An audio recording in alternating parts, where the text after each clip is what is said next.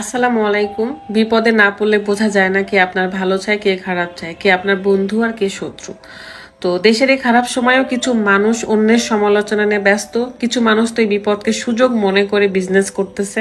খাবারের দাম 5 গুণ বাড়াই দিয়েছে, সবকিছুর ভাড়া বাড়িয়ে দিয়েছে। লাইফ জ্যাকেটের দাম যেখানে 450 টাকা সেখানে হচ্ছে 600-700 টাকা নিচে দিচ্ছে না। এটাই নাকি তারা এইভাবে বিজনেস করবে এখন।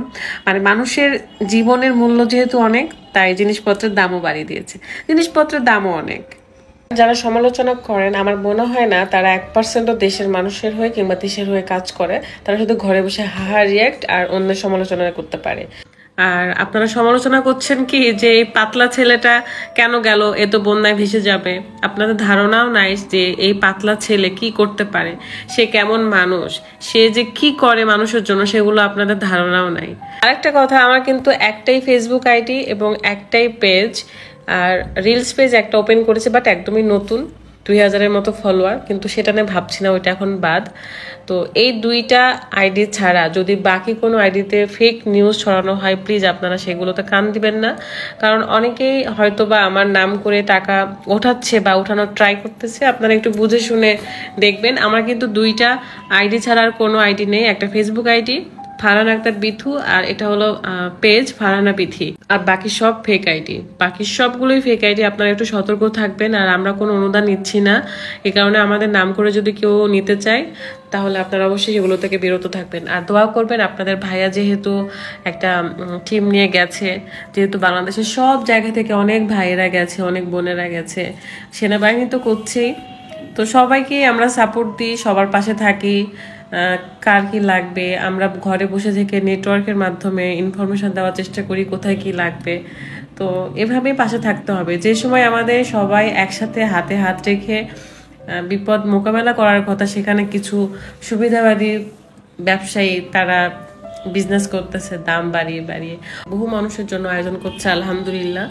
তো সেগুলো যখন করতে গেছে তখন যত দাম চায়, দেখা যাচ্ছে 50 টাকার জিনিস 150 টাকা চায়, 50 টাকার 150 টাকার জিনিস 300 টাকা চায়, এরকম করে তারা নাকি এভাবে এখন বিজনেস করবে। অবশ্যই এই খারাপ দিন তো শেষ হবে, একদিন হবে ইনশাল্লাহ। আল্লাহ তো খারাপ দিন বেশি দিন রাখে না, তাই না? পানি যখন শুকিয়ে যাবে তারপরে কিন্তু আরো কাজ আসবে। সেটা কি, সবার ঘর বাড়ি তখন তৈরি করা একটা কাজ থাকে। আমরা তখনও যাতে করে সব মানুষরা মিলে একসাথে এভাবে বানভাসীদের পাশে থাকতে পারি। যে যার জায়গা থেকে হেল্প করি। যাদের কাপড় চোপড় দিতে চাচ্ছেন, কারণ শুকনা কাপড়েরও অনেক বেশি প্রয়োজন, তারা কিন্তু শুকনা কাপড় কুরিয়ার করতে পারেন। ওখানে যেই যে হেল্প করতে হবে এমন কোনো কথা নেই, আপনি ঘরে বসেও হেল্প করতে পারবেন। আমি নিজেও আমার কিছু শাড়ি, আমার কিছু ড্রেস বা আমার রুকাইয়ার কিছু জামা কাপড়, এগুলো সব কিছুই কুরিয়ার করে পাঠিয়ে দিব, ফেনীতে হোক বা নোয়াখালী হোক। যেহেতু ঢাকা ইউনিভার্সিটিতে টিএসসি, ওনারা কিন্তু খুব সুন্দর করে টিম গঠন করে পুরো বাংলাদেশের মানুষ ওখানে যে হেল্প করতেছে, বিকাশে হোক বা নিজে সশরীরে গিয়ে হোক, কিছু না কিছু দিয়ে আসছে।